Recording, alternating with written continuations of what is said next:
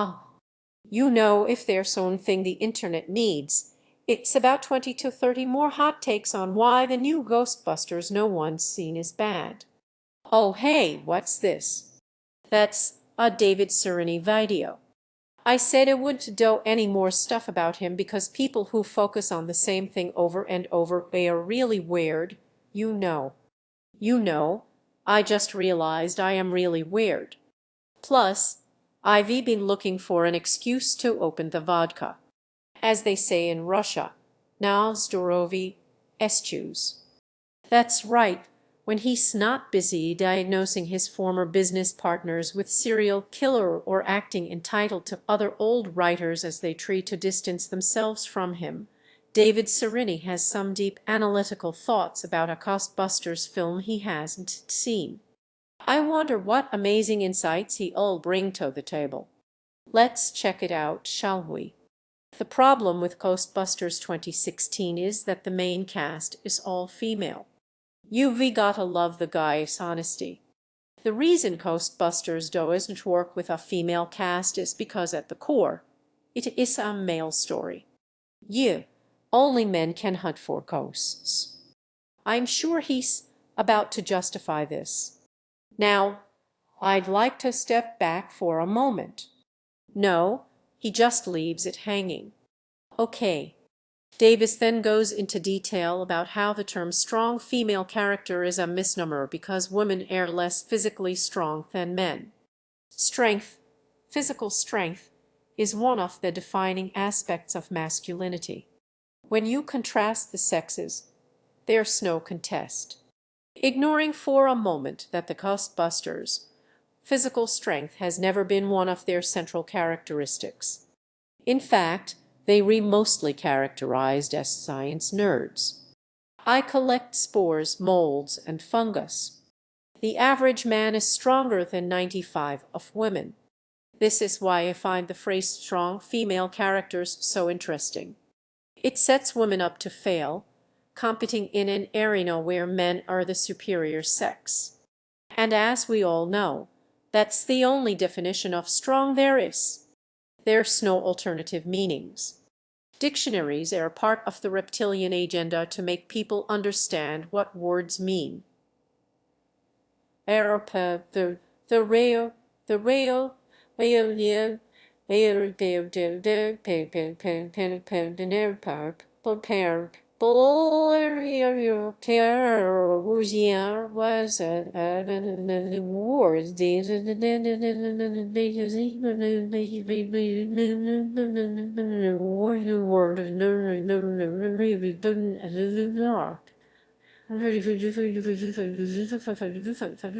word.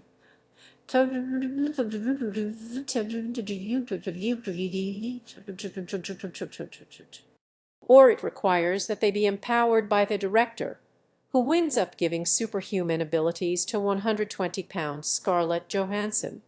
This results in cognitive dissonance for the audience. That's right, cognitive dissonance. Davis has finally done it. After years of testing, he's finally found the most unbelievable, unrealistic member of the Avengers, the woman. And as we know, presenting woman as strong and good at fighting is a recipe only for box office disaster. See, she's weak. So she, like all weak fools, has to compensate by using a gun. Someone who's strong is someone who's powerful. But strength isn't the only form of power. In Game of Thrones, neither Tyrion nor Varys are strong physically. And yet both of them are powerful and admirable despite physical weakness. Ah, I see. Davis finally recognizes that the term strong has multiple meanings. You can be strong without being physically strong. But wait a second. If you don't have to be physically strong to be strong, why do you have to be male? Men are good at some things. Women are good at different things. What are women good at? Davis doesn't say here, but I think he addressed this in his Star Wars article. Women bleed on the birthing bed. on the birthing bomb being believe worth. This short documentary, pretty hilariously self-defeating, but it's not quite perfect because it's mostly still images interspersed with footage borrowed from someone else's music video. It's lacking what most of the rest of his videos have, namely a long, uncut shot of Davis gesticulating to the camera while pretending to sip his whiskey every time he thinks he's made a hot take or needs to stop to think of what he's going to say next. Why is it a problem now? For someone who manages to never go 30 seconds without taking a sip, he doesn't seem to actually consume much of it. I've pointed this out before, but it's a truly amazing talent. You'd think you'd absorb some through osmosis if you touch it with your lips constantly for 20 minutes, but no, this is just how real manly men drink alcohol. By not drinking it. I'm a big boy now. And maybe I am crossing a cultural boundary here, but who puts 4 or 5 huge pieces of ice in a nice whiskey like that? That completely removes the taste and the aroma. You might as well be drinking water. So let's return to Ghostbusters. The real Ghostbusters. Oh yeah. Oh man, I love the real Ghostbusters. It was my favorite show when I was growing up. I was born a year after it went off the air, but I've been nostalgic for other people's childhoods me whole life. Oh, no, he just made a very poor choice of words when describing the original Ghostbusters film. Oh, okay. Fine. What's this movie really about? When you strip away all of the makeup, the setting, the coasts, the gags, and the big-name actors, and the say they all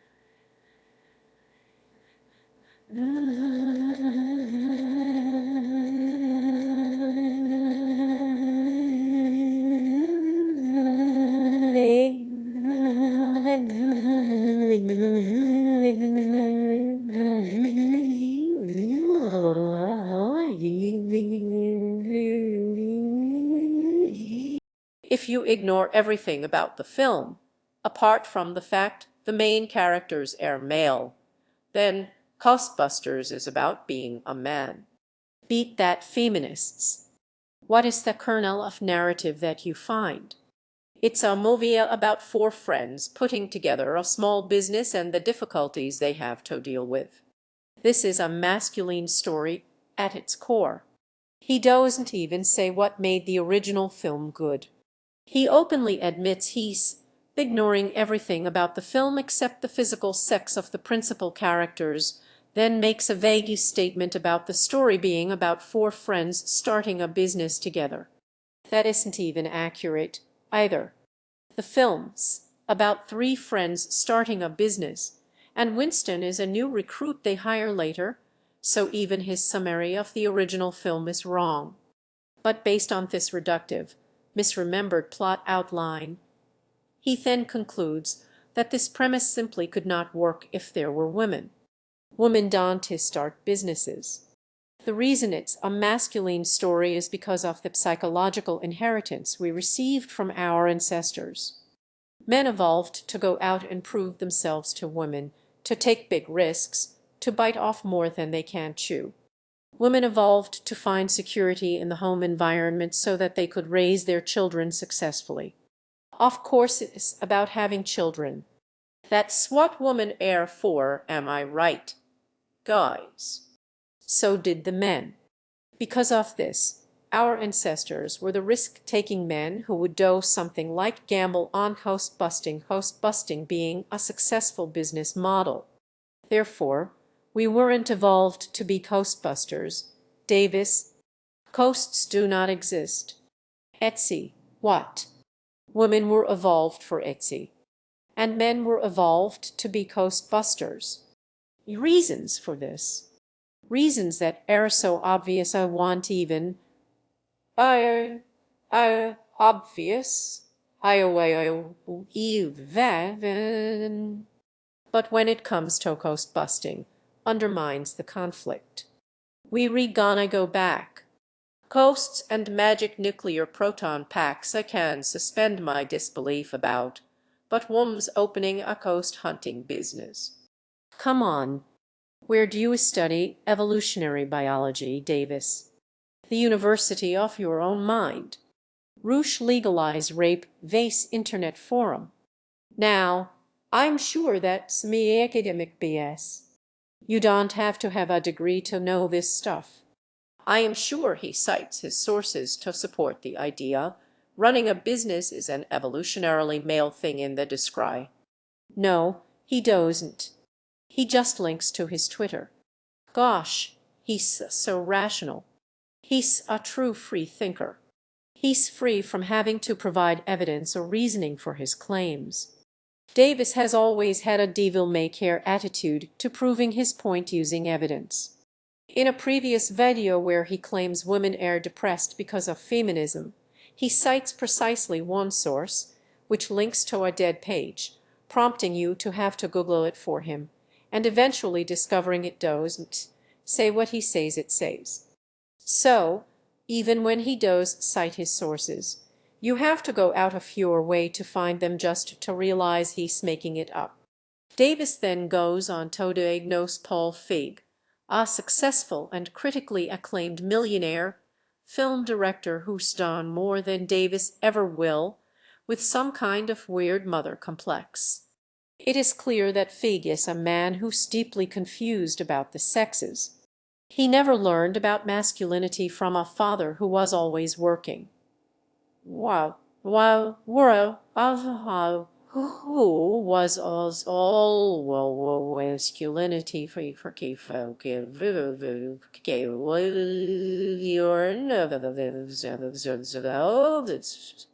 He was a boy raised to be a woman. If you don't agree with me, you have a mental disorder. He claims that Feig is just projecting his beliefs onto the world. He takes his malformed, stunted understanding of masculinity and projects it onto the other sex.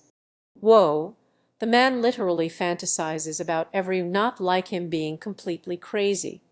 And when he's not doing that, he's accusing them of projecting. In fact, he makes this kind of claim all the time with people he doesn't like. She's projecting. He's projecting. You re-projecting. That's right, Davis. Everyone's projecting. They manufactured a problem to be upset with. He's just constantly finding problems to bitch about that only he can find the solution for.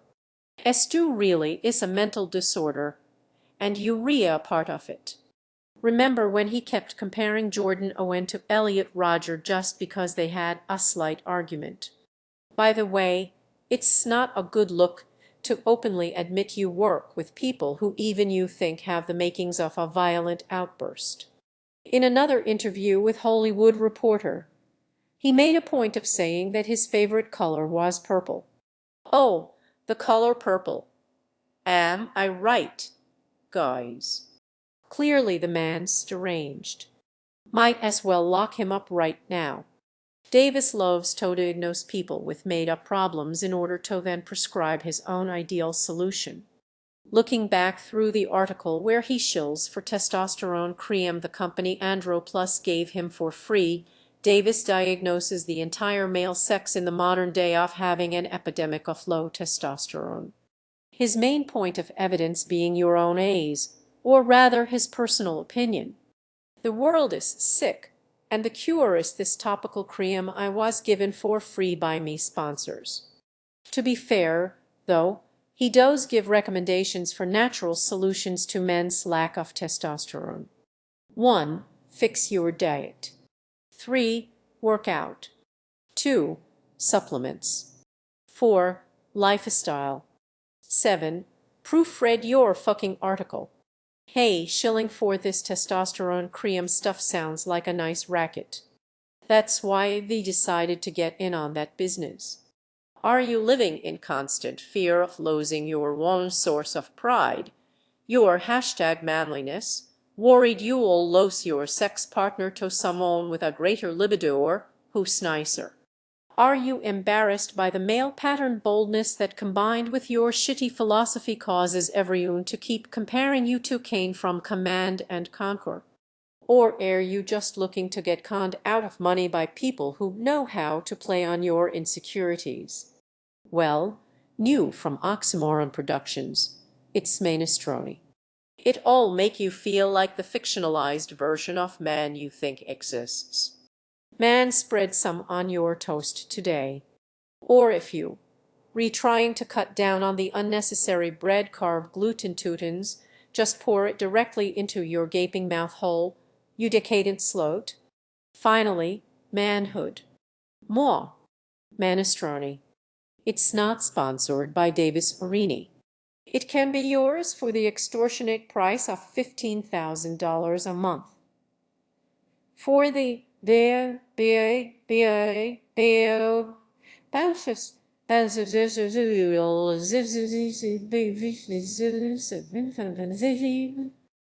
fact, at one point, rather than quote the actual feminists he's trying to criticize, he quotes the villain of Ayn Rand's The Fountainhead and says, they read basically just like that. Taking this in consideration with his poor and reductive understanding of the original Ghostbusters and his admission that he didn't actually watch most of Anita Sarkeesian's work when he made a documentary about her, something very clear unfolds. Davis is just making shit up. The reason he cites no sources except ones that contradict him and talks only in vague statements about every subject he's ever covered is because he doesn't actually engage with any of the material he's discussing at all. The only people he ever consistently cites or quotes in detail are people he already agrees with from his personal corner of the manosphere, and even then, that list changes over time as more and more of them reject him. You might notice that Davis' overall style has altered a little, and I'm not just saying he's finally become ashamed of poor old MacArthur and hidden him. In previous videos and articles, Davis wouldn't censor himself. He would be quick to point out that women are the real cause of the world's problems, and they need to be forced to submit. But now he's saying women are good at some things. He doesn't say what exactly besides having children, keeping a house clean, and running an Etsy store, but that's at least progress. He's no longer claiming their sole purpose is to bleed on the birthing bed, which brings me to the question of the day.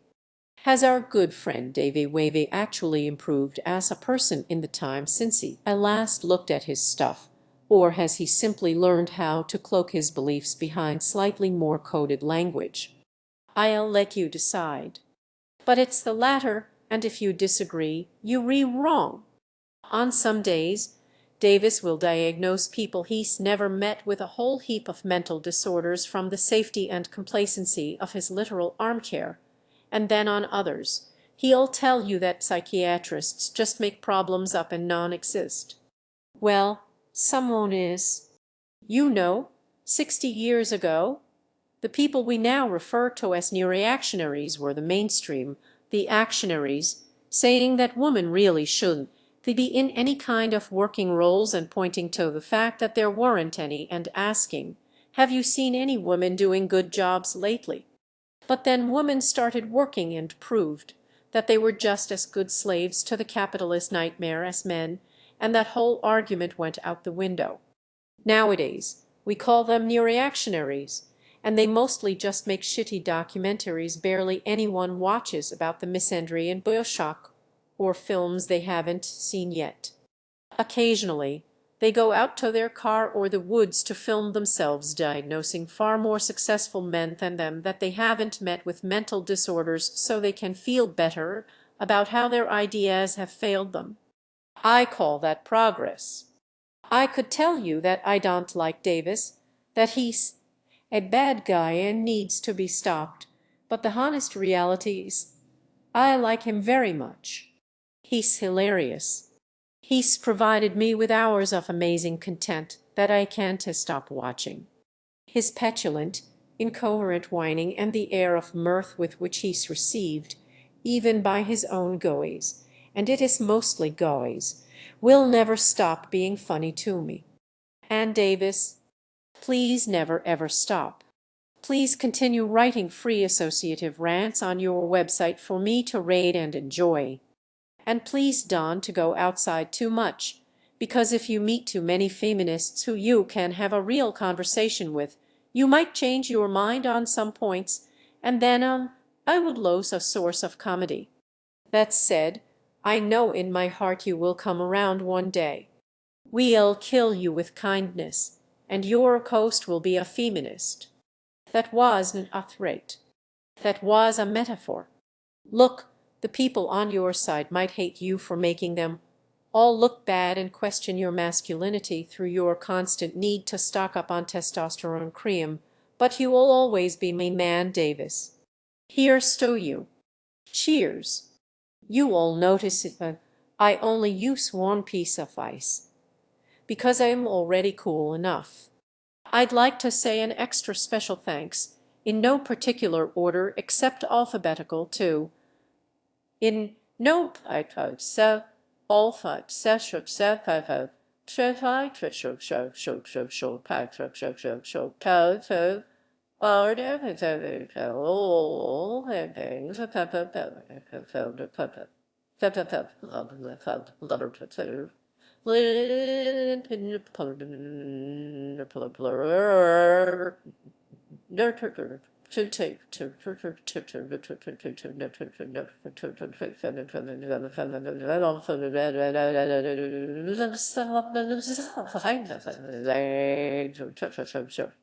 Casey Snabel, Kieran, David Rose, Borkham Gadduck, and Instant Grat.